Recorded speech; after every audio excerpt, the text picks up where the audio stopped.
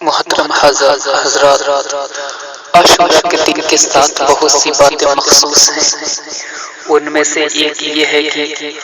اس دن حضرت آدم علیہ السلام کی توبہ قبول کی گئی، اسی دن انہیں پیدا کیا گیا،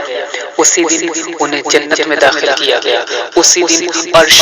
کرسی، آسمان، زمین، سورج، چاند، ستارے اور جنت پیدا کیے گئے، اسی دن حضرت ابراہیم علیہ السلام پیدا ہوئے، اسی دن انہیں آگ سے نجات ملی، اسی دن حضرت موسیٰ علیہ السلام اور آپ کی امت کو نجات ملی، اور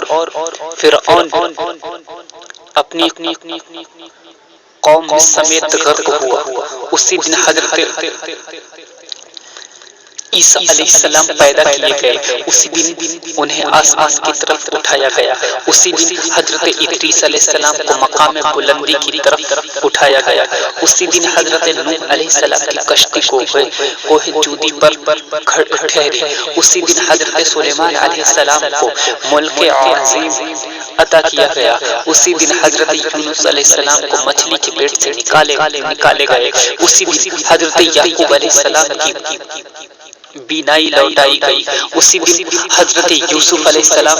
گہرے کنویں سے نکالے گئے، اسی دن حضرت ایوب علیہ السلام کی تکلیف رفع ہو گئی، آسمان سے زمین پر سب سے پہلے بارش اسی دن نازل ہوئی، اور اسی دن کا روزہ امتوں میں مشہور تھا، یہاں تک کہ یہ بھی کہا گیا ہے کہ اس دن کا روزہ ماہ رمضان سے پہلے فرض تھا، پھر منسوخ کر دیا گیا، اور حضور صلی اللہ علیہ وسلم نے حضرت ہجرت سے پہلے اس دن کا روزہ رکھا۔ جب آپ مدینہ منورہ تشریف لائے تو آپ نے اس دن کو جستجو کی تاکید کی ادا کیا۔ آپ نے آخر عمر شریف میں فرمایا کہ اگر میں آئندہ سال تک زندہ رہا تو آئندہ 9ویں اور 10ویں محرم کا روزہ رکھوں گا، مگر آپ نے اسی سال وصال فرمائے اور 9ویں کے سوا 10ویں کا روزہ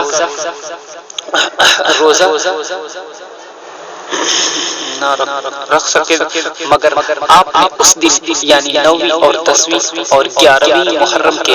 دنوں میں روزہ رکھنے کو پسند فرمایا، جیسا کہ فرمان نبی ہے اس دن سے ایک دن پہلے اور ایک دن بعد روزہ رکھو اور یہود کے طریقے کی مخالفت کرو، کیونکہ وہ ایک دن ہی کا روزہ رکھتے تھے۔